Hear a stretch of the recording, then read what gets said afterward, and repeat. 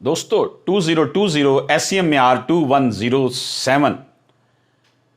इस जजमेंट में जो बात नरेट की गई है कि once a person enters into an agreement of genuine sale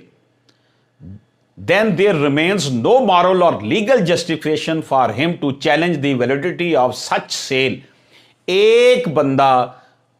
agreement करता है जेन्युइनली सेल का, अब उसके पास ना तो इखलाकी तौर पर और ना ही कानूनी तौर पर कोई जवाज रह जाता है कि वो इस जेन्युइन सेल की जो ट्रांजैक्शन थी उसको चैलेंज करे। He being in pari delicto can't take any advantage of any defect in sale of land when proved, even if in violation of MLR 115 or section 54 of the Act 1882, cannot be held to be void ab initio 2020 SMAR 2107। तो इसमें जनाब ये कहा गया है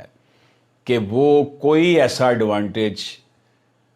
of any defect in sale में अगर कोई डिफेक्ट रह गया है तो उसका कोई एडवांटेज अब वो नहीं उठा सकता जब उसने जेन्युइनली सेल एग्रीमेंट किया था। इजाज़त दीजिए, अल्लाह हाफिज़।